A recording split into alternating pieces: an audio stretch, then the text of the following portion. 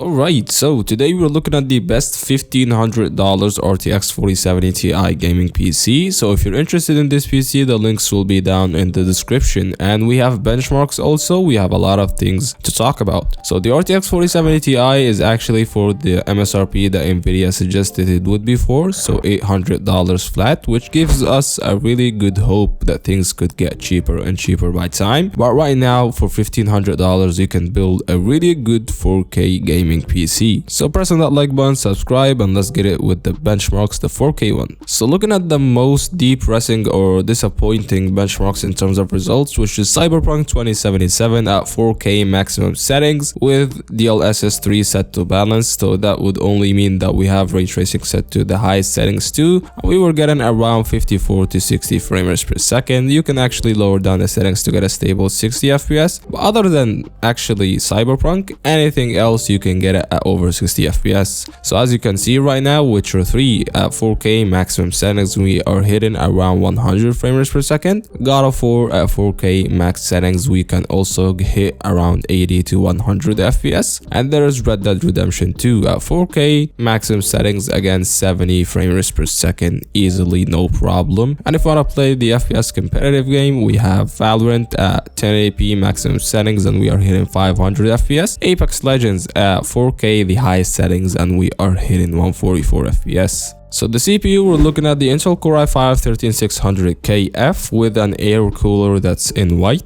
and there's a really good air cooler actually. But this is a 6 performance cores, 8 efficient cores CPU, which totals around 20 threaded CPU. And this is one of the best value for the money CPUs right now that you can get for high-end gaming. And actually you can do really good stuff with video editing and streaming even with it. This is, in my opinion, the best gaming CPU, the best value CPU you can get for under $300. It really gets the job done. It will not bottleneck our GPU when you compare it to something like a 13900K, for example. It's just one of the best CPUs right now that you can get for gaming, and I really like it. I couldn't find anything better than it for the money we have. As for the board, we're looking at something that's actually cheaper than the usual because we're not gonna do overclocking, but we're looking at Gigabyte B660M-DS3H. The reason I went with that one is that I don't want DDR5 ready board, and I also want a motherboard that you can actually update the BIOS with it without the need for an older CPU. So we have the QFlash utility there that would help us update the BIOS without a need of an older CPU, as I told you. And it's got, you know, PCIe Gen 4, it's got a support for a PCIe 4.0 SSD, so it's got all the bells and whistles we need, and the VRM temperatures will be okay.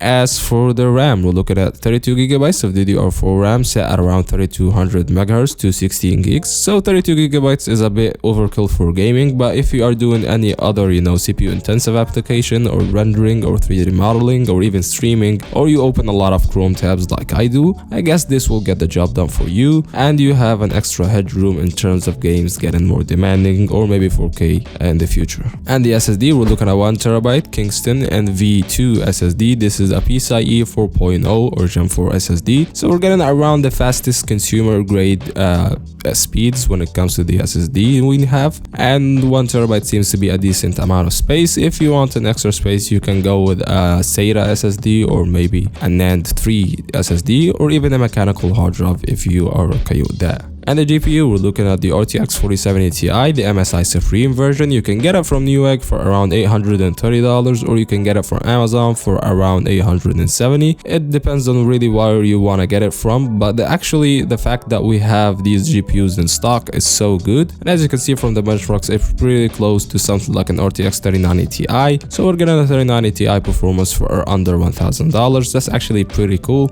Not the coolest when it comes to a lot of people, you know, throwing a bash at it because they want GPUs to be cheaper, but that's just how it is. So if you have $1,500 and if you have that money, you know, you want to get one of the best performances for the money, I guess this is the CPU GPU combo you should go for. And the case, we're looking at the Lian Li Lancool 216 or 216, the white version. Now there are a lot of other cases that I would link it to you if you are interested, but this is one of my favorite cases because I love cases being, you know, mini in terms of form factor. This is a micro ATX mid-tower case, but it feels compact enough, it feels decently sized, and this is why I like it. If you have any other options, go with it if you want to. And there is also a budget case, which is the Zolman i3 Neo. And the power supply, we're looking at a 700 watt 80 plus gold weighted power supply. As I told you before, power supplies usually go out of stock really fast, or they usually come and go, so I'll make sure to link you a really good power supply that will get the job done. And 700 watts, believe it or not, is more than enough for this PC. And yeah, that's been it. If you like the video, press on that like button. If you want to see more videos of that kind, subscribe, and I'll see you in the next one. Peace.